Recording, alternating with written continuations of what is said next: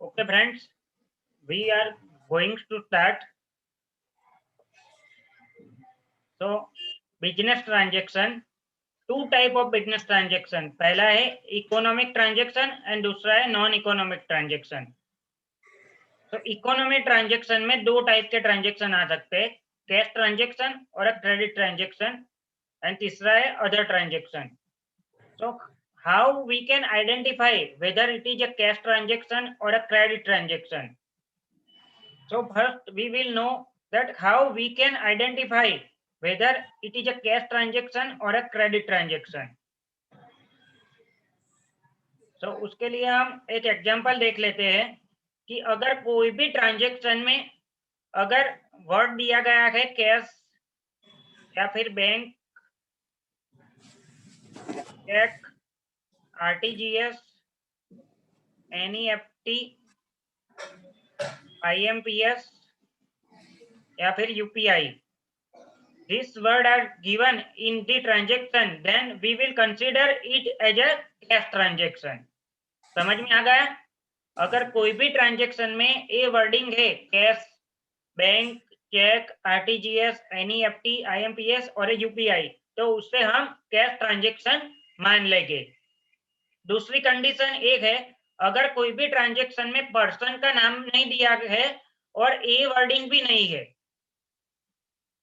ठीक है, पर्सन का नाम भी नहीं दिया है और ए वर्डिंग भी नहीं है, तो उससे हम कैश ट्रांजेक्शन मान लेंगे. सो कैसे? So let we consider with the example. तो पहले तो हमें डिटरमाइन करना है कि whether it is a economic transaction और अ नॉन इकोनॉमिक ट्रांजेक्शन. अगर ये इकोनॉमिक ट्रांजेक्शन है तो ही आगे जाके वह कैश ट्रांजेक्शन में कन्वर्ट होगा. सो यहाँ पे पहला पॉइंट है एसेट परचेज फॉर ₹10,000. सो ये इकोनॉमिक ट्रांजेक्शन है कि नॉन इकोनॉमिक, मयंक?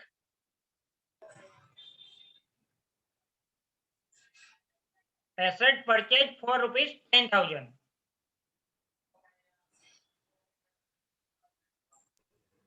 सर क्या पूछा आपने? पहला ट्रांजेक्शन आपको दिखाई दे रहा है एसेट परचेज. हाँ सर, हाँ.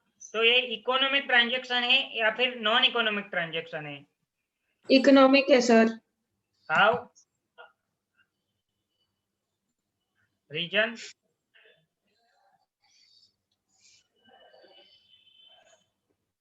सर जो ट्रांजैक्शन हम लोग के बिजनेस में इन्वॉल्व होता है वो इकोनॉमिक हो जाता है. एक्सचेंज ऑफ कैश और a bank for an asset, goods or services, it is considered as an economic transaction. Exchange of cash for asset, goods or services, या फिर creditor or debtors relation will come into existence for the transfer of asset, goods or services, तो भी उसे हम economic transaction मान लेंगे. अगर cash transaction है तो डेटर क्रेडिटर का सवाल ही नहीं होता, लेकिन अगर कैश ट्रांजेक्शन नहीं है तो वहां पे डेटर या क्रेडिटर क्रिएट हो गए. समझ में आया मयंक? इसमें डाउट है? सर मेरे को ये इकोनॉमिक ट्रांजैक्शन और नॉन इकोनॉमिक एक बार फिर से बताइए ना सर. इकोनॉमिक ट्रांजेक्शन में ये होता है कि आपके कैश या फिर बैंक के थ्रू गुड्स या सर्विसेज का एक्सचेंज होता है. मान लो कि आप किसी दुकान पे जाके आपने कोई गुड्स या सर्विसेज परचेज की, तो आप उसको पैसे दोगे, उसके गुड्स या सर्विस के जो भी हो गए हो, तो उससे बोलेंगे हम इकोनॉमिक ट्रांजेक्शन. जहां पे मॉनेटरी वैल्यू डिफाइन होती है, ठीक है, और हमें पैसा देना होता है, उसे बोलेंगे इकोनॉमिक ट्रांजेक्शन. अगर मान लो हमारा रेगुलर बिजनेस ट्रांजेक्शन है उस पार्टी के साथ, तो हम उसको हर 3 महीने के बाद उसको पेमेंट करते हैं, ठीक है. तो अभी तो उसने मुझे गुड्स या सर्विसेज डिलीवर कर दी, लेकिन मैंने पेमेंट उसको नहीं किया है, तो भी उसको इकोनॉमिक ट्रांजेक्शन मानेंगे, क्योंकि मैं उसको 3 महीने बाद पेमेंट करने वाला हूँ. तो उस कंडीशन में क्या होगा? क्रिएशन ऑफ अ डेटर और अ क्रेडिटर रिलेशनशिप. समझ में आया? मुझे जिस पार्टी को पैसा देना है वो मेरे लिए क्रेडिटर बन जाएगा. समझ में आया? मुझे जिस पार्टी से पैसा लेना है वो मेरा डेटर्स बन जाएगा. तो पैसा लेना है उसे बोलते हैं डेटर्स, और पैसा जिसको देना है उसे बोलते हैं creditor. Okay, clear? Kunal, clear है? Yes sir.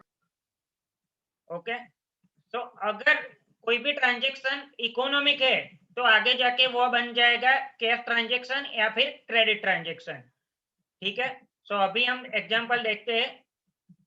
Asset purchase for ₹10,000। सो यहाँ पे मेरे यहाँ से पैसा जा रहा है और एसेट आ रही है। ठीक है, so asset is exchange in lieu of the cash. तो ये बन गया मेरा इकोनॉमिक ट्रांजेक्शन। ठीक है, और हमने क्या पढ़ा था कि जो भी ट्रांजेक्शन में अगर कैश वर्ड है, बैंक वर्ड है, चेक, आरटीजीएस, एनईएफटी, आईएमपीएस या यूपीआई है, तो उसे हम मानेंगे कैश ट्रांजेक्शन। ठीक है, या फिर जिस ट्रांजेक्शन में पार्टी का नाम नहीं दिखा हुआ है और ए वर्डिंग भी नहीं है, जो मैंने बोला ना कैश, बैंक, चेक एक्सेट्रा, तो भी उसे हम कैश ट्रांजेक्शन मान लेंगे। तो यहाँ पे देखो, asset purchase for ₹10,000, so this is a cash transaction और अ क्रेडिट ट्रांजेक्शन। ऐसा? सर ये कैश होगा। Yes, reason? सर क्योंकि हम लोग एसेट खरीद, इसमें कोई बैंक का नाम या वगैरह वैसे कुछ दिया हुआ नहीं है कोई चीज, तो ये हम लोग और एसेट पार्टी का नाम भी नहीं दिया हुआ है, समझ पार्टी का गए? नाम नहीं दिया हुआ सर, ये हाँ, कैश तो में जाएगा। उसे हम बाय डिफॉल्ट मान लेंगे कि ये कैश ट्रांजेक्शन है। ठीक है, हाँ sir. Next transaction is asset purchase from Radha for ₹12,000 on a credit. तो पहले इसको बताओ, इकोनॉमिक ट्रांजेक्शन है कि non economic transaction? Kunal, economic है सर ये, क्या? Economic transaction. ओके, और अब इसको आपको बताना है ये कैश ट्रांजेक्शन है या फिर क्रेडिट ट्रांजेक्शन? सर ये क्रेडिट होगा। क्यों? ये कैश है सर, कैश। क्यों कैश? इसमें नाम दिया हुआ ना, राधा। हाँ, नाम दिया हुआ है, बट लेकिन सर यहाँ वर्ड पे भी तो दिया हुआ है mention कहाँ क्रेडिट। कि कैश क्या क्या, बैंक क्या, एक्स्ट्रा। सर ये क्रेडिट पे है ना, तो इसलिए इसका ये वो क्रेडिट यहाँ पे लिखा हुआ ही है कि ऑन क्रेडिट। ठीक है, तो ये हो गया मेरा क्रेडिट ट्रांजेक्शन। समझ में आया? ये फंडामेंटल रूल है, अगर ये पता नहीं चला तो आप अकाउंट नहीं कर पाओगे। देखो मैं फिर से बता रहा हूँ, कैश ट्रांजेक्शन का रूल क्या है। अगर ट्रांजेक्शन में बाय डिफॉल्ट दिया गया है cash paid, cash received, bank cheque received, RTGS received, RTGS done, NEFT done, IMPS received, UPI received etcetera, तो उससे हम बाय डिफॉल्ट मान लेंगे कि ये कैश ट्रांजेक्शन है।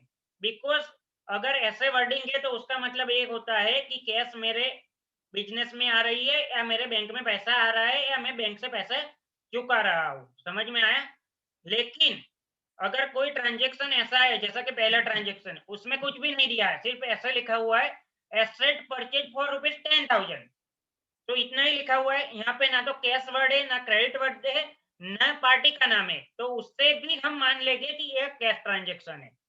अगर कोई ट्रांजेक्शन में बाय डिफॉल्ट लिखा हुआ है कि ये क्रेडिट टर्म पे लिया हुआ है, तो उसे हम क्रेडिट ट्रांजेक्शन मान लेंगे। अगर कोई ट्रांजेक्शन में सिर्फ पार्टी का नाम लिखा हुआ है लेकिन कैश, बैंक या एक्स्ट्रा वर्डिंग नहीं है, तो भी उसे हम क्रेडिट ट्रांजेक्शन मान लेंगे। Okay, clear Sudeep? Sir yes sir, yes sir. Okay, now third transaction, asset sold for ₹20,000। Mayank, this is a cash transaction और a credit transaction?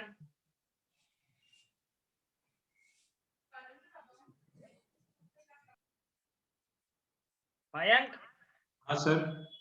asset sold for ₹20,000, this is a cash transaction or a credit transaction? Sir ये credit होगा। क्यों?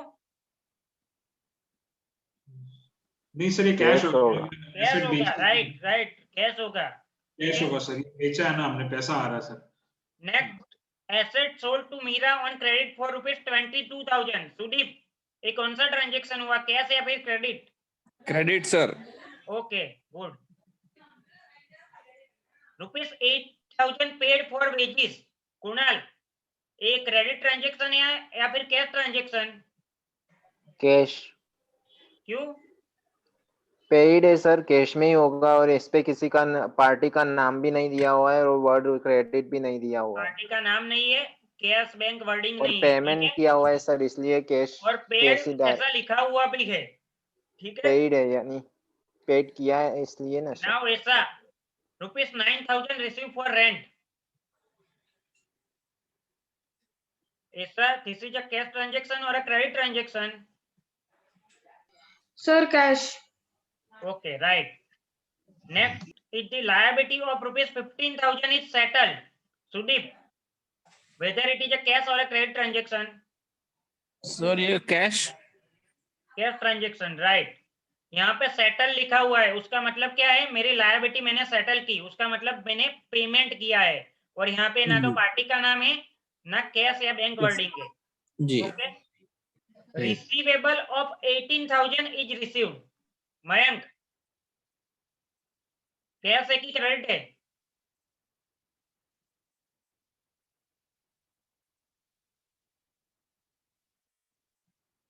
Okay, शायद मयंक। हाँ आप sir, बताओ। Receivable of 18,000 is received. Sudeep, आप बताओगे ये कैश है कि क्रेडिट है? ये सर कैश है। Okay, right, good. Now an order is receive for supply of goods ₹10,000। So ये कौन सा ट्रांजेक्शन हुआ ऐसा? सर ये क्रेडिट मतलब ये ट्रांजैक्शन नहीं है क्योंकि ये सिर्फ ऑर्डर मिला है। Right, this is only an order, ठीक है? किसी ने मुझे ऑर्डर दिया है, यहाँ पे ना परचेज हुआ है, ना सेल हुआ है, ना कोई भी पेमेंट हुआ है। So this is not the transaction at all. This is not cash transaction, not a credit transaction. समझ में आया? इसकी बुक्स ऑफ अकाउंट में एंट्री नहीं होगी। आप ऑर्डर मेमो बना सकते हो, ठीक है, सेल्स ऑर्डर या परचेज ऑर्डर, लेकिन इसकी बुक्स ऑफ अकाउंट में एंट्री नहीं होगी। अंडरस्टैंड? इसमें डाउट है ये किसी को? No sir. No sir. देखो यहाँ पे आंसर भी लिखा हुआ है, a order is receive to supply of goods, so this is a non economic transaction, because यहाँ पे ना तो गुड्स का एक्सचेंज हुआ, ना कैश और बैंक का एक्सचेंज हुआ। It is neither cash transaction nor credit transaction. Next thing is a planning is made to buy one asset. Sudeep, ये कौन सा ट्रांजेक्शन हुआ? सर ये नॉन इकोनॉमिक है, इसमें ना कैश का कुछ दिखा है ना कुछ, ये सब प्लानिंग कर रहे हैं। Yes, only it is done a planning. So यहाँ पे सिर्फ कुछ ट्रांजेक्शन हुआ नहीं है, तो आपको क्या कंसीडर करना है? दो चीजें कंसीडर करनी है मेन, तो कि अगर एक्सचेंज हो रहा है कैश और बैंक के थ्रू, गुड्स और सर्विसेज का एक्सचेंज हो रहा है, तो उसे इकोनॉमिक ट्रांजेक्शन मानेंगे, वह बुक्स ऑफ अकाउंट में आएगा, ठीक है? पहली कंडीशन क्या है? कैश और बैंक के थ्रू गुड्स या सर्विसेज की डिलीवरी हो रही है, ठीक है? अगर ये नहीं हो रही है, कैश और बैंक पिक्चर में नहीं है, लेकिन गुड्स और सर्विसेज का एक्सचेंज हो रहा है ऑन अ क्रेडिट टर्म, तो वहां पे क्या आएगा? डेटर और क्रेडिटर की रिलेशनशिप। तो दोनों में से एक कंडीशन फुलफिल होनी चाहिए, या तो कैश और बैंक के थ्रू गुड्स और सर्विसेज का एक्सचेंज होना चाहिए, या फिर डेटर और क्रेडिटर के थ्रू होना चाहिए। दोनों में से एक भी नहीं होता है तो it is non economic transaction, ठीक है? सो क्लियर है कि किसी को डाउट है अभी भी? No sir. क्लियर है sir. Okay. So next example, determine whether the following transaction are a cash or a credit. ठीक है? So goods of ₹3 number, goods of ₹900 is sold to Meena. Whether it is a cash transaction or a credit transaction? Mayank? Sir ये cash होगा। क्यों? Sir बेचा है ना सामान मीना को। यहाँ पर कंडीशन क्या थी कैश ट्रांजेक्शन की? Goods of 900 sold to Meena. Condition क्या थी? कैश ट्रांजेक्शन में वर्ड क्या होना चाहिए? कैश, बैंक, यूपीआई, आरटीजीएस बोला था मैंने। यहाँ पे कहीं पे भी वो वर्डिंग है? सर वो जरूरत नहीं है, अगर उसमें वो साइलेंट है तो वो कैश ट्रांजैक्शन ही माना जाएगा। साइलेंट है, लेकिन यहाँ पे पर्सन का नाम तो लिखा हुआ है। पर्सन का नाम नहीं है और ये वर्डिंग नहीं है तो ही उसे कैश ट्रांजेक्शन मानेंगे। समझ में आया? तो मतलब सर अगर कोई पर्सन का नाम रहेगा तो उसमें वो क्रेडिट मानेगा क्या उसको? हाँ, उसको हम क्रेडिट ट्रांजेक्शन मानेंगे। अगर पर्सन का नाम भी है और ऐसे वर्डिंग भी है कैश, बैंक, यूपीआई एटसेट्रा, तो उसे कैश मानेंगे। ठीक है, ठीक है सर। नेक्स्ट तो ये इज द क्रेडिट हुआ सर ये? हाँ, एक क्रेडिट ट्रांजेक्शन हुआ। हमने मीना को ओके सर। 900 रुपीज का गुड्स सेल किया है, तो मीना इज बिकम ठीक अवर डेटर्स। ठीक है, ठीक sir, okay. Next is the goods of ₹2000 sold to Nutan for cash. तो यहाँ पे कैश भी दिया हुआ है और पार्टी का नाम भी दिया हुआ है, तो उसे कैश ट्रांजेक्शन मानेंगे। अगर सिर्फ पार्टी का नाम दिया हुआ है लेकिन कैश ऐसा वर्डिंग नहीं है तो उसे बोलेंगे क्रेडिट ट्रांजेक्शन। ठीक है, so I hope everybody is clear now. Sir तो आगे Yes, sir. चले।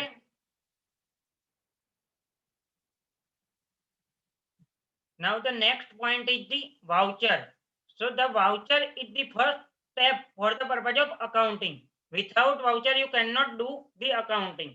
ठीक है, तो अगर आप सेल्स करोगे तो क्या बनाओगे? Sales invoice. ठीक है, आप कहीं पे भी जाके कोई भी प्रोडक्ट परचेज करते हो तो आपको उसका इनवॉइस देता है जो भी ओनर होता है वो, तो उसके लिए वो क्या बन गया? Sales invoice. ठीक है, समझ में आया? Next is the purchase bill. So आप जिस भी पर्सन के पास से गुड्स या सर्विसेज परचेज करोगे वो आपको उसका सेल्स इनवॉइस देगा, उसके लिए वो सेल्स है, लेकिन हमारे लिए वो क्या हो गया? Purchase bill. Understand? Credit note, अगर हमने कोई माल बेचा है वो अगर कस्टमर हमें वापस देता है तो हम उसको क्या रेट करेंगे? Credit note. ठीक है, समझ में आ रहा है सुदीप? आ रहा है सर, आ रहा है। ओके, अगर हमने किसी के पास से माल परचेज किया है, ठीक है, और वह हम गुड्स उसको वापस दे रहे हैं, ठीक है, तो उसे बोलेंगे परचेज रिटर्न, और परचेज रिटर्न की वजह से हम उसको क्या रेट करेंगे? Debit note. ठीक है, counterfoil of the cheque. Counterfoil of the cheque का मतलब क्या होगा? Evidence for the cash withdrawal from the bank. ठीक है, next is the pay in slip. पे इन स्लिप, अगर आप कैश डिपॉजिट करने के लिए जाते हो बैंक में तो आप जो भी स्लिप भरते हो उसे बोलते हैं pay in slip. So it is a voucher use to deposit the cash into the bank. Next is the receipt issued. So अगर आपके डेटर्स ने आपको पैसे दिए तो आप उसको उसके बदले में क्या दोगे? Return certificate for the amount received, उसे बोलते हैं receipt issued. Next is the receipt received, अगर आपने किसी को पेमेंट किया तो उसके बदले में सामने वाला आपको रिसिप्ट देगा, उसे बोलेंगे receipt received. And the expenses bill, तो एक्सपेंसेस बिल कौन से टाइप से हो गया? स्टेशनरी का बिल हो गया, आपका पेट्रोल का बिल हो गया, कन्वेंस का बिल हो गया, फिर रिपेयर मेंटेनेंस का बिल हो गया, टेलीफोन का बिल हो गया, इंटरनेट का बिल हो गया, तो वो सभी हमारे एक्सपेंस की बिल हो जाएंगे। तो this are the type of the voucher which are used for the purpose of accounting. इसमें किसी को डाउट है? नो ऐसा सर। ऐसा मयंक? नहीं sir. No sir. Now voucher में कौन कौन सी चीज आती है? तो दिस इज द सिंपल, अगर आप किसी का भी सेल्स इनवॉइस देखोगे, आप जो भी गुड्स या सर्विसेज परचेज करते हो तो अगर उसके सेल्स इनवॉइस देखोगे तो यहाँ पे उसका लेटर हेड होता है, यहाँ पे उसका नाम, address, email ID, mobile number और जीएसटी नंबर होता है। ठीक है, फिर यहाँ पे उसने जिसको माल बेचा है उसका नाम, एड्रेस, जीएसटी नंबर एटसेट्रा होता है, यहाँ पे हो जाता है डेट। ठीक है, फिर उसने कौन सी चीज बेची है उसका डिस्क्रिप्शन होता है, उसका बिल नंबर होता है, total amount, tax amount etcetera होता है, और लास्ट में उसकी साइन होती है। So this are the main content of the voucher. समझ में आ गया? दिस इज इजी और रोज बरोज में हम यूज करते हैं वाउचर को। Understand?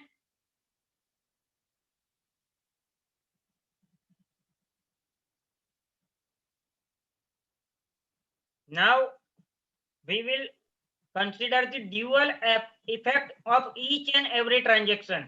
So in accountancy main 3 type of account. पहला है पर्सनल अकाउंट। तो पर्सनल अकाउंट का रूल क्या है? अगर आपको नोट डाउन करना है तो नोट डाउन कर लो। पर्सनल अकाउंट का रूल्स है कि जो भी बंदा बेनिफिट ले रहा है मेरे बिजनेस को, उसके अकाउंट को डेबिट करेंगे। आपको नोट डाउन करना हो तो कर लो। पहला है पर्सनल अकाउंट, ठीक है। पर्सनल अकाउंट में the person who is taking benefit,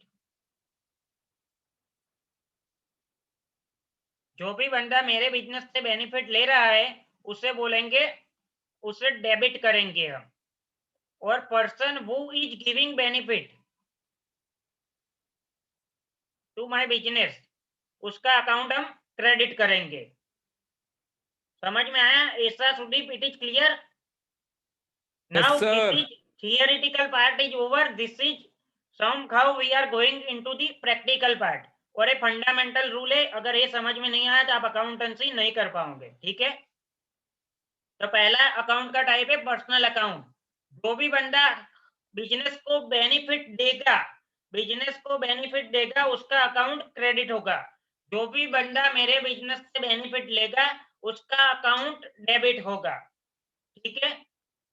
same for example, I have sold goods worth ₹5 lakh to mister ए।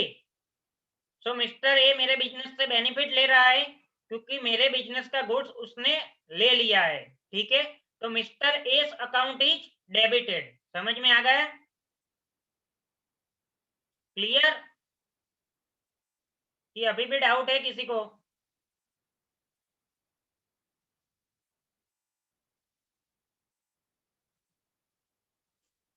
बोलो ऐसा। मयंक? सर समझ में आ गया। नहीं सर, कोई डाउट नहीं है। Next is the real account. पहला क्या था? Personal account. दूसरा है रियल अकाउंट। तो रियल अकाउंट में क्या है? अगर इंक्रीज होता है तो उसे बोलेंगे, उसे डेबिट करेंगे। और अगर डिक्रीज होता है तो उसे क्रेडिट करेंगे, ठीक है। रियल अकाउंट का रूल क्या है? अगर वो आ रहा है तो उससे डेबिट करेंगे। आ रहा है मतलब इंक्रीज हो रहा है। अगर वो जा रहा है मतलब डिक्रीज, तो उसे करेंगे हम क्रेडिट। तो ये दूसरे अकाउंट का रूल हो गया। पहले अकाउंट का था पर्सनल अकाउंट का, बेनिफिट जो ले रहा है उसे डेबिट करेंगे, बेनिफिट दे रहा है उसे क्रेडिट करेंगे। रियल अकाउंट में क्या?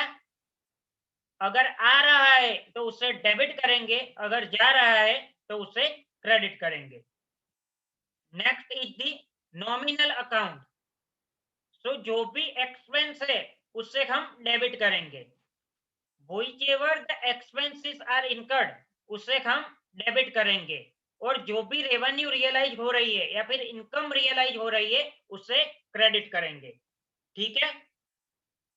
So there are 3 account: personal account, real account and a nominal account. Nominal account में क्या आएगा?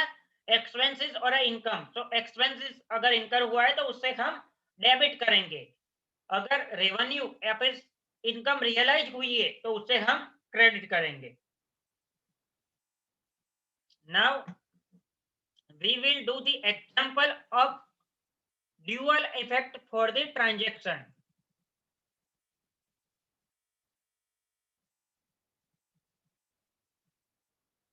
तो पहला है business commence with a capital of ₹20,000, ठीक है। तो यहाँ पे क्या होगा? आपको 2 इफेक्ट आइडेंटिफाई करनी है। पहली इफेक्ट क्या है कि बिजनेस में कैपिटल आ रही है, ठीक है, और कैश भी आ रही है, ठीक है। लेकिन कैपिटल कौन ला रहा है? ओनर ला रहा है। तो पहला यहाँ पे कौन सा रूल आया है? पर्सनल अकाउंट का रूल आया, ठीक है। जो भी बंदा बिजनेस में बेनिफिट लाता है उसका अकाउंट क्रेडिट होगा। तो owners capital account is credited. और दूसरा है कैश। तो कैश आ रहा है तो यहाँ पे रियल अकाउंट का रूल आएगा। कैश कम्स इन, तो cash account is going to be debited. समझ में आया?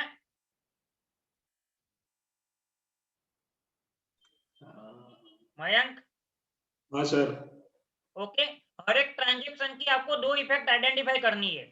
Next is the bank account open with SBI 40,000, ठीक है।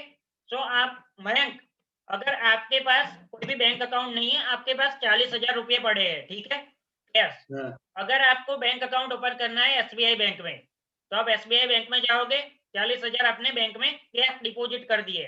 तो दो इफेक्ट क्या हुए इस ट्रांजेक्शन की? सर इसमें कैश क्रेडिट हो रहा है बैंक में, कैश तो चला ये गया, कैश इज गोइंग, कैश जा रहा है तो कैश को क्रेडिट कर दिया, ठीक है। कैश हाँ, मेरा डिक्रीज हो रहा है, this is real account rule. और बैंक रियल बैंक इंक्रीज हो रहा है, या फिर ऐसे भी बोल सकते हो कि bank is going to be taking benefit from my business, क्योंकि बैंक में पैसा जा रहा है, तो बैंक डेबिट हो जाएगा, राइट।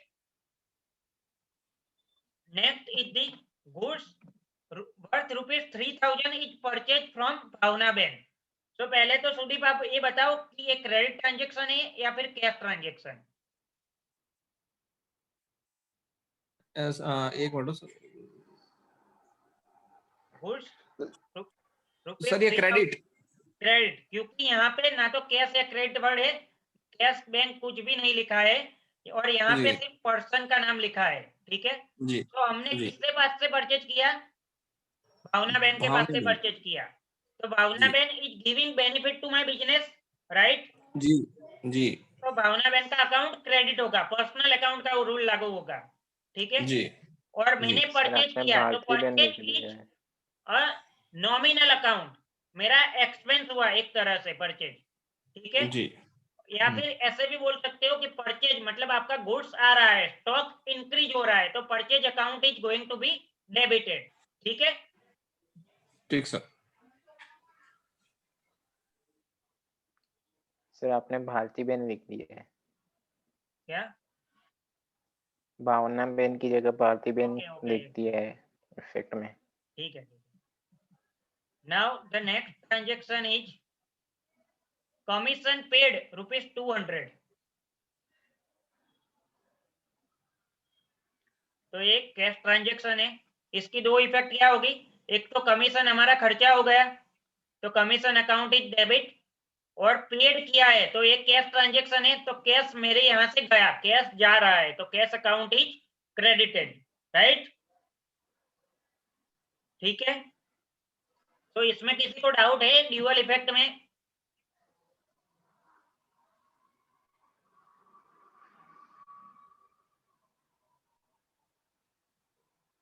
चले आगे। Yes sir. हाँ sir. Okay.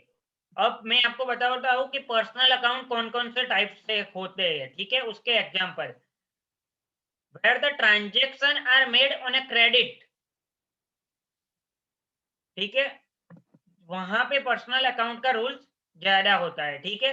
Due to credit transaction, creditor और debtors relation comes into the existence, ठीक है। So just for example, Hetal's account, Dharmendra's account, Raman account, ठीक है, bank of Baroda account, LIC account, ठीक है। ये सारे ऐसे जहां पे पर्सन के नाम आते हैं उसे हम बोलेंगे पर्सनल अकाउंट, ठीक है। और वहां पे वह हम कौन सा रूल लगाएंगे? पर्सनल अकाउंट का, कि जो भी बंदा मेरे बिजनेस से बेनिफिट ले रहा है उसका अकाउंट में डेबिट कर दूंगा, जो मुझे बेनिफिट दे रहा है उसका अकाउंट में क्रेडिट कर दूंगा, ठीक है। अगर आप सिंपल टर्मिनोलॉजी में देखेंगे तो मिस्टर एक्स का कोई फ्रेंड है मिस्टर वाई, मिस्टर एक्स ने मिस्टर वाई को 50,000 रुपये दिए, ठीक है। तो क्या हो गया, मिस्टर एक्स मिस्टर वाई के पास से 50,000 रुपया मांगेगा कभी ना कभी, तो मिस्टर एक्स अपने बुक्स में कौन सी एंट्री करेगा? वाई अकाउंट डेबिट, ठीक है, टू कैश अकाउंट, समझ में आ गया। और मिस्टर वाई कौन सी एंट्री करेगा? क्योंकि mister Y is getting benefit from X, और मिस्टर वाई को पैसे चुकाने हैं, तो उसके पास तो कैश आ रही है, तो cash account debit to mister X account, understand. Now real account, real account में कौन कौन से अकाउंट आएंगे?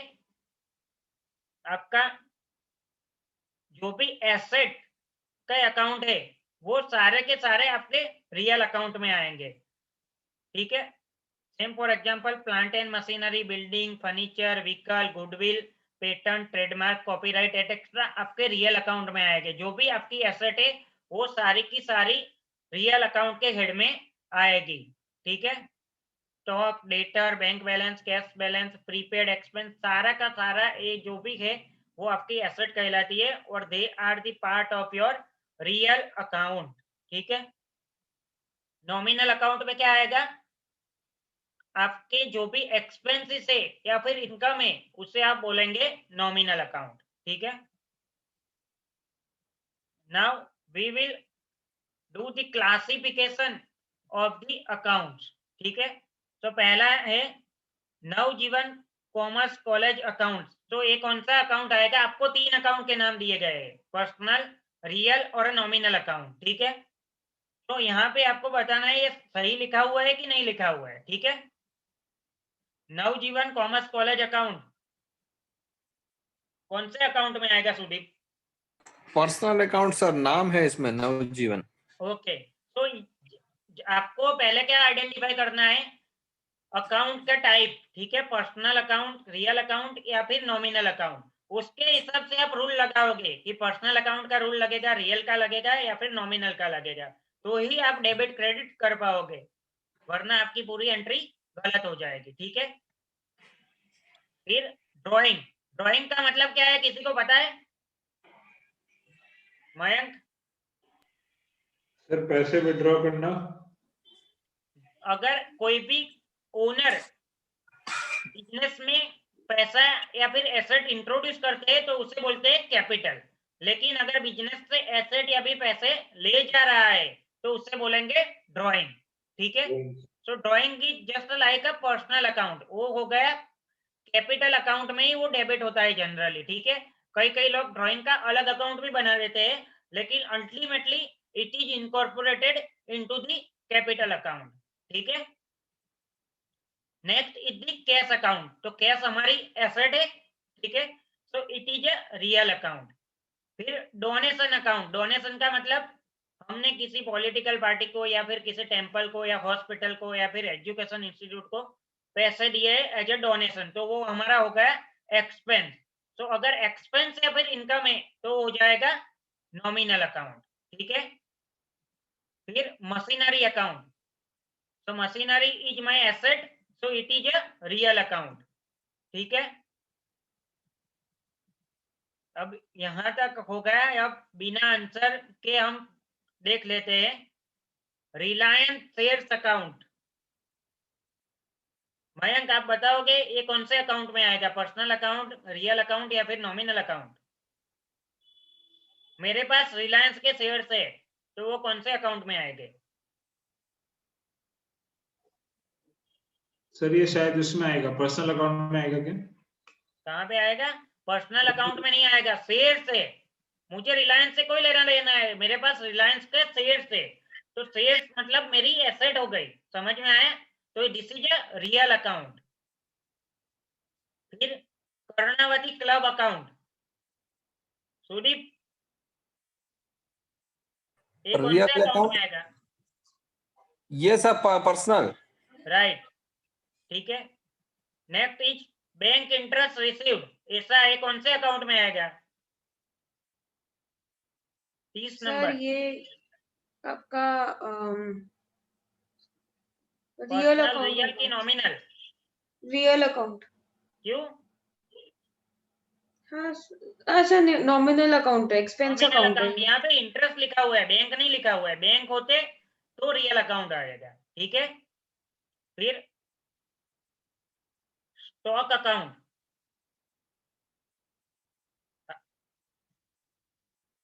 टूनल स्टॉक कौन से अकाउंट में आएगा?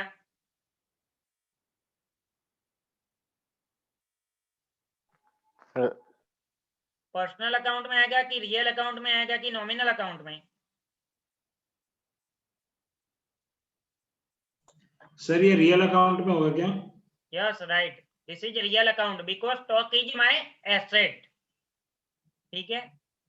नेक्स्ट वेजिस अकाउंट, कुणाल कौन से अकाउंट में आएगा? पर्सनल अकाउंट, रियल अकाउंट की nominal account? Nominal sir. Right, nominal. ठीक है, क्योंकि it is my expense. So I hope this classification is clear now.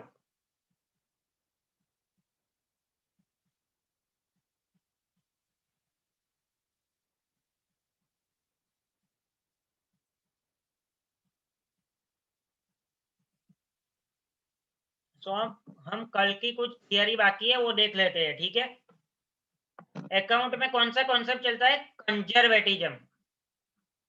ठीक है, ये आपको दिख रहा है सुदीप प्रेजेंटेशन? हाँ दिख रहा है सर। कंजर्वेटिज्म का मतलब क्या होता है? प्रूडेंस का कॉन्सेप्ट चलता है। ठीक है, प्रूडेंस का मतलब क्या जी। है कि we will recognise the possible loss. ठीक है, but we will not anticipated the possible income. ठीक है,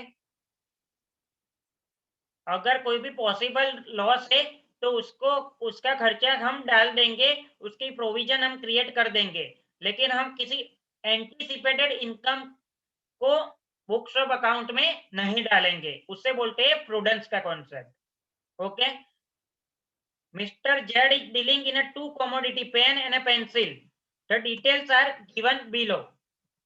यहाँ पे देखो, quantity in stock 1000, 10,000 pen, 15,000 numbers, cost of purchase ₹10 और 5, मार्केट वैल्यू ऑफ स्टॉक 8 और 5, relevant amount of valuation 8 and 5, stock 80,000 and 75,000, treatment expense of loss to be recognised, unrealised loss not to be recognised.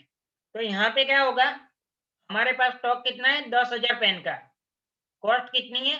10, तो कितने value कितनी हो गई मेरी pen की? 10,000 pen है मेरे पास और 10 रुपये पर पेन मेरी कॉस्ट है, तो वैल्यू कितनी हो गई? 1 लाख रुपए। 1 लाख रुपये। तो मेरे पास 1 लाख रुपये का स्टॉक है। ठीक है, लेकिन आज की तारीख में उसकी मार्केट वैल्यू 8 रुपये ही हो गई है, नेट रियलाइजेबल वैल्यू। तो मेरी स्टॉक की वैल्यू कितनी हो गई? 80,000। समझ में आया? तो 20,000 रुपये का लॉस हो गया। तो we will recognize the possible loss, expected loss to be recognized due to this prudence concept। लेकिन दूसरी तरफ देखो, 15,000 रुपये की मेरी पेंसिल, 15,000 नंग मेरी पेंसिल है, 5 रुपये पर पेंसिल, तो कितना हो गया कॉस्ट? 75,000। ठीक है, अगर वैल्यूएशन के हिसाब से जाओ, अगर मार्केट प्राइस बढ़ के 10 हो गई तो इसकी वैल्यू कितनी हो जाएगी? 1.5 लाख रुपये। ठीक है, लेकिन ये 1.5 लाख रुपए में मुझे 75,000 का प्रॉफिट हो गया, तो ये प्रॉफिट अभी एंटीसिपेटेड है, रियलाइज नहीं हुआ है, तो हम एंटीसिपेटेड प्रॉफिट को रिकॉग्नाइज नहीं करेंगे। ठीक है, एंटीसिपेटेड लॉस, पॉसिबल लॉस को हम रिकॉग्नाइज करेंगे। Right, so this is the prudence concept।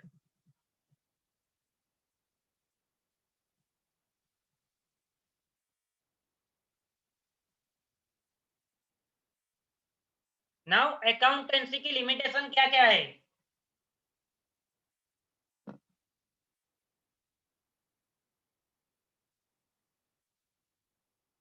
ऐसा बताए अकाउंटेंसी की लिमिटेशन। सर टाइम कंज्यूमिंग है।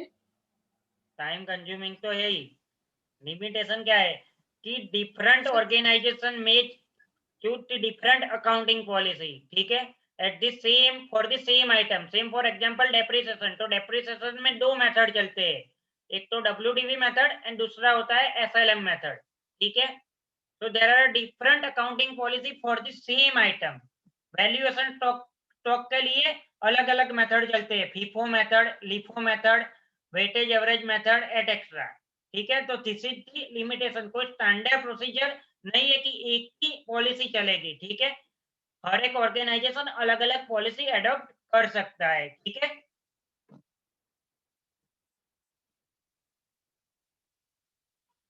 फिर अकाउंटेंसी हमारे फ्यूचर का पिक्चर दिखाता नहीं है।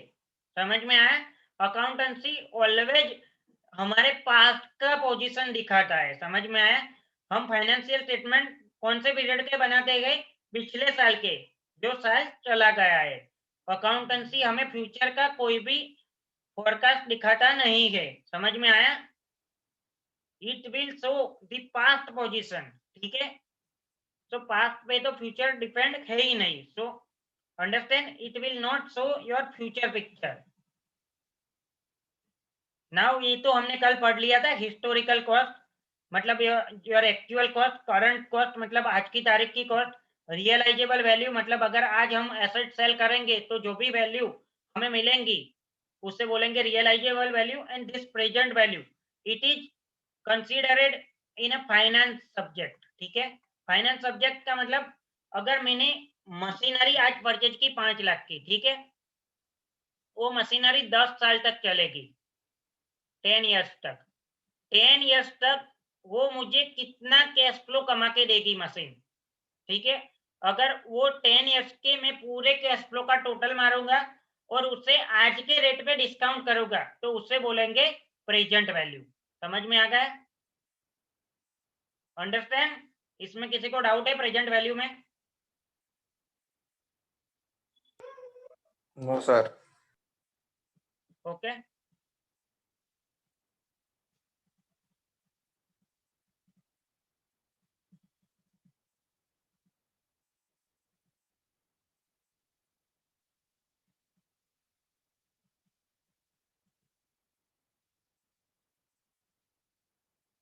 सो रूल्स ऑफ डेबिट और क्रेडिट मैंने आपको पहले ही करवा दिया है, ठीक है।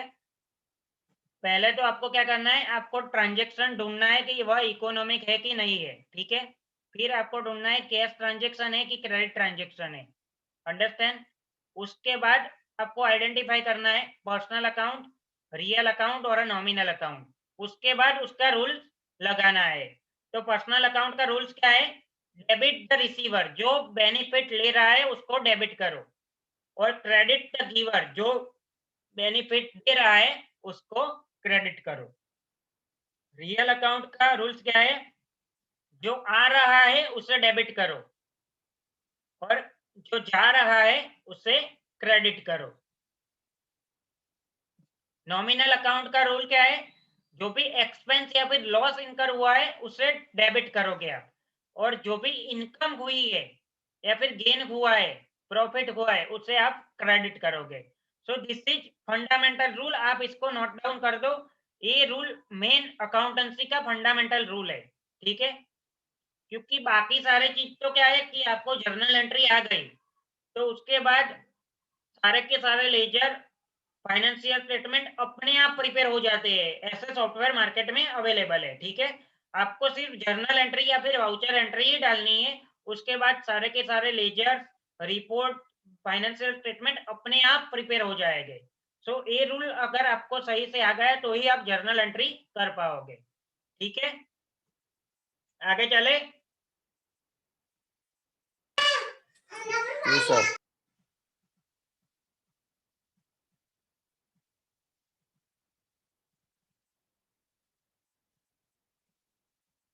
सो अब हम जर्नल एंट्री का ट्रांजेक्शन करते हैं, ठीक है।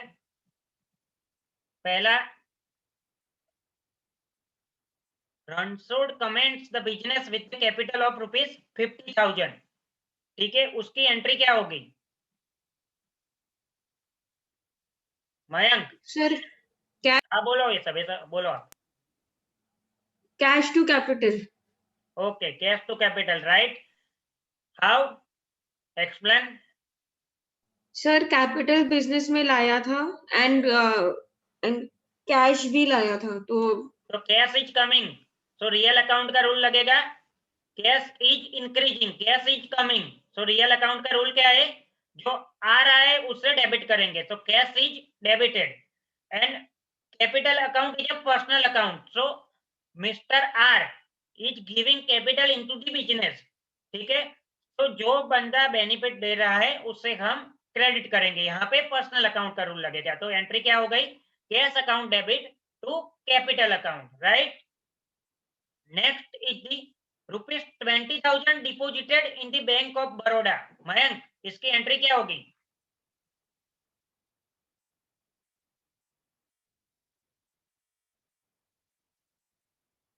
Mayank, sir bank to cash होगा। हाँ, explain how.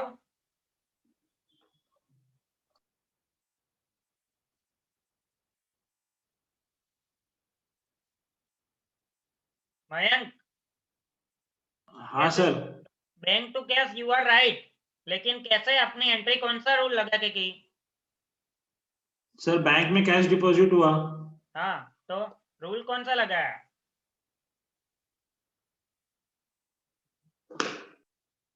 Bank of Baroda is my personal account, ठीक है।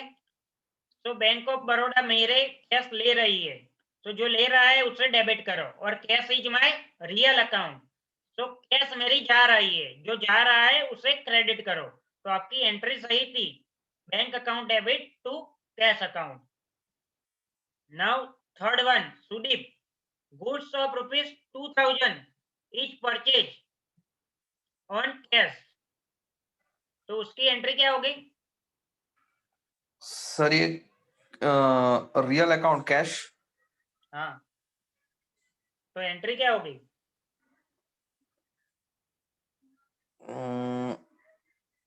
गुड्स जब भी हम परचेज करते हैं तो purchase account is going to be debited, ठीक है। जी परचेज जी अकाउंट इज डेबिट, ठीक है। जी जी और क्या जा रहा है? Cash. Cash. Cash is real account, तो रियल कैश अकाउंट जा रही है, जो जा रहा है उसे क्रेडिट करो as per real account rule. तो परचेज जी की एंट्री क्या होगी? Purchase account debit to cash account. अगर एक क्रेडिट जी ट्रांजेक्शन है तो purchase account debit to party account. समझ में आया?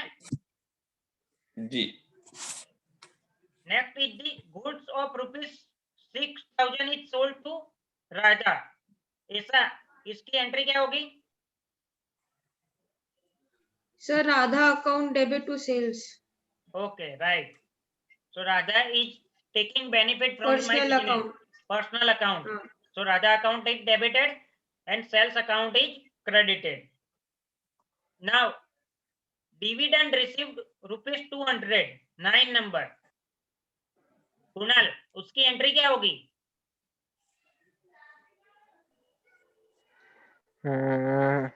एक मिनट है sir.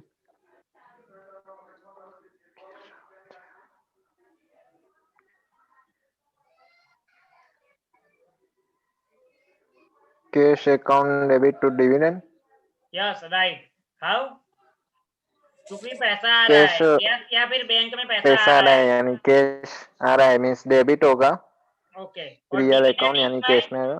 Dividend is my income, so income income कौन सा रूल लगेगा? Income nominal nominal account, nominal account.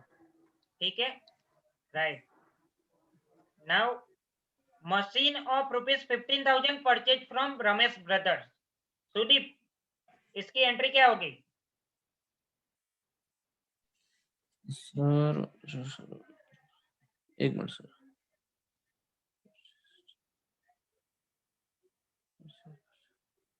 नहीं सर, मैं थोड़ा कंफ्यूजन में हूँ।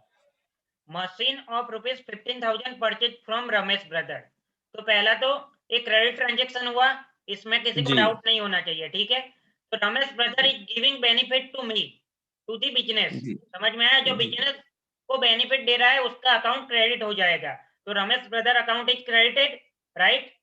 अब जी डेबिट कौन सा अकाउंट होगा?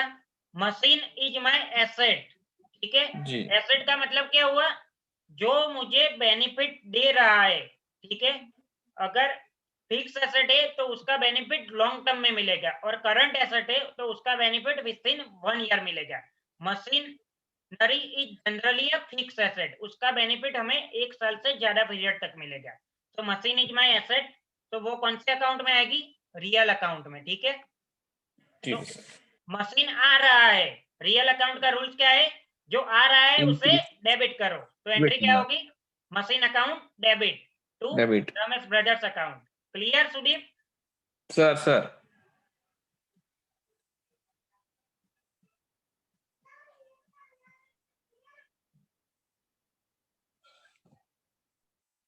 So now loan obtain ₹60,000 from Mr. R, ऐसा, इसकी एंट्री क्या होगी? Sir loan received account debit to Ramnik account. नहीं, गलत है। हाँ सर, लोन आया है तो लोन डेबिट हो जाएगा और रमनीक क्रेडिट हो जाएगा, क्योंकि रमनीक से हमने रमणीक लिया। क्रेडिट हो गया, वो राइट है। हाँ, तो सर लोन तो हम लोग ने लिया तो लोन अकाउंट में ही जाएगा वो।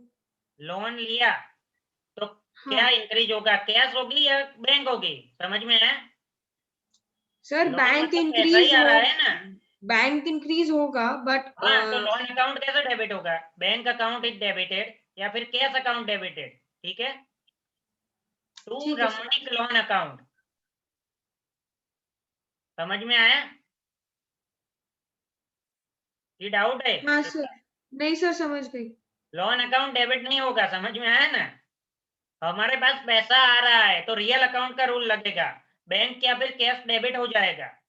और रमणीक ने हमें पैसा दिया है, वो बेनिफिट दे रहा है, तो रमणीक का लोन अकाउंट क्रेडिट होगा, ठीक है।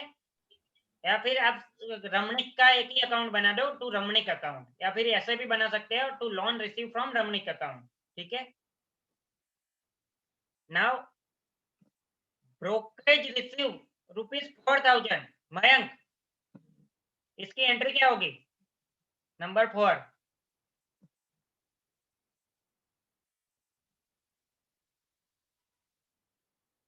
Sir cash account debit to brokerage account. Right, real account में कैश या बैंक इंक्रीज होगी तो वह डेबिट होगा, और ब्रोकरेज क्या है, कौन से अकाउंट में आएगा? Nominal account, because it is our income. तो जो इनकम हुई नॉमिनल अकाउंट में वह क्रेडिट होगी। Now next is the goods of ₹10,000 purchase from Bachchu bhai, तो इसकी एंट्री क्या होगी Kunal? Purchase account debit to Bachchu bhai. Okay. Next is the shop rent paid ₹5,000, Sudeep.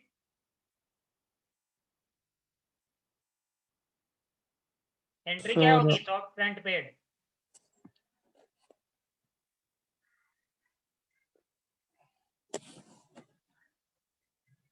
Paid लिखा हुआ है, जी कैश ट्रांजेक्शन हुआ, जी कैश जा रही है, रियल जी अकाउंट का रूल लगेगा, जो जी जा रहा है उसे क्रेडिट करो। रेंट क्या है मेरा? एक्सपेंस हो गया, जी नॉमिनल अकाउंट हुआ, एक्सपेंस हुआ, तो उसे डेबिट करो। डेबिट रेंट करो। अकाउंट डेबिट टू कैश और अ बैंक अकाउंट। ठीक sir. Now next is the withdrawal ₹2,000 from a union bank, ऐसा, इसकी एंट्री क्या होगी? सर विड्रॉन, सर पर इसमें तो कुछ भी लिखा नहीं है कि पर्सनल के लिए लिया या बिजनेस के लिए लिया है। Withdrawal ₹2,000 from a union bank, ठीक है। हाँ तो सर हम इसमें तो कुछ उसे ऐसे मेंशन नहीं है मानेंगे कि कि बिजनेस के लिए लिया है, ठीक है, तो उसकी एंट्री तो क्या होगी? कैश टू बैंक होगा, ये कॉन्ट्रा एंट्री होगा। यस राइट, क्योंकि कैश आ रही है और बैंक में से बैंक बैलेंस रिड्यूस हो रहा है, ठीक है, डन। तो जो हमने जो भी पढ़ा ना अभी तक उसे बोलते हैं जर्नल एंट्री, ठीक है।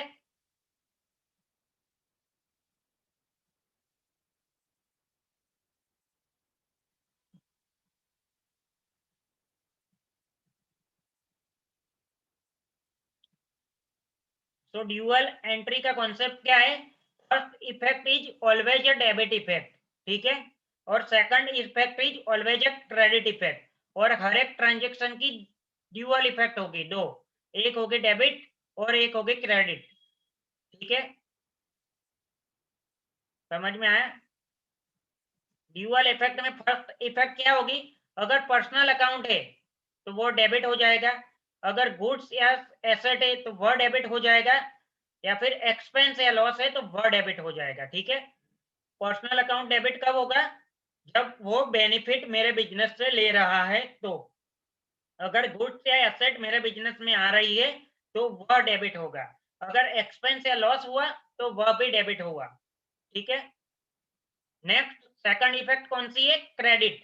तो जो बंदा मुझे बेनिफिट दे रहा है उसका अकाउंट में क्रेडिट करूंगा, या फिर अगर कोई एसेट या फिर गुड्स मेरे बिजनेस में आ रहा है तो उससे मैं डेबिट करूंगा, लेकिन मेरे बिजनेस से जा रहा है, मतलब मेरे बिजनेस से आउट ऑफ बिजनेस जा रहा है, बाहर जा रहा है, तो उसे मैं क्रेडिट कर दूंगा। अगर इनकम या फिर गेन हुआ या फिर प्रॉफिट हुआ तो वह अकाउंट कौन सा है? नॉमिनल अकाउंट, तो वह उसको मैं क्रेडिट कर दूंगा। ठीक है, यहां तक किसी को डाउट है? नहीं sir.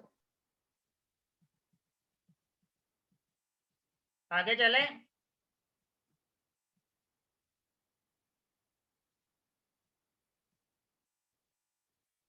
This is the journal book. ठीक है, हमने जो भी एंट्री की ना उसको इस फॉर्मेट में हमको करनी होती है, समझ में आया? This is the journal book. यहाँ पे आएगा डेट, आपकी जो भी ट्रांजेक्शन है उसकी यहाँ पे डेट आ जाएगी। ठीक है, पहला कॉलम डेट का, फिर पर्टिकुलर, पर्टिकुलर में आपको पूरी की पूरी एंट्री लिखनी है, purchase account debit to cash account. ठीक है, तो ये एंट्री की हुई है। यहाँ पे आएगा लेजर फोलियो नंबर। ठीक है, लेकिन ये लेजर फोलियो नंबर अब कंप्यूटराइज अकाउंटिंग सिस्टम में इसकी कोई जगह नहीं है। अगर मैन्युअल अकाउंट करते हो तो लेजर फोलियो नंबर आएगा। लेजर फोलियो नंबर मतलब ये एंट्री कौन से पन्ने पे है लेजर के, वो यहाँ पे लोग लिखते थे। ठीक है, अगर आप मैन्युअल अकाउंटिंग करते थे, बुक्स ऑफ अकाउंट मैन्युअल रखते थे चौपड़े में, तो इसकी वैल्यू है। ये यहाँ पे जरूरत नहीं है कंप्यूटराइज में। ठीक है, फिर यहाँ पे डेबिट का कॉलम आएगा और यहाँ पे आएगा आपके क्रेडिट का कॉलम। ठीक है, सो इस तरह से जर्नल एंट्री का फॉर्मेट होगा। और यहाँ पे जो लिखा हुआ है उससे हम क्या बोलेंगे, किसी को पता है? सुदीप? सर ये नरेशन है। Yes, this is the narration. तो नरेशन की वजह से अगर हम फ्यूचर में भी कभी भी एंट्री को देखेंगे तो हमें पता चलेगा कि एक्चुअल में ट्रांजैक्शन क्या हुआ था। समझ में आया? ओके,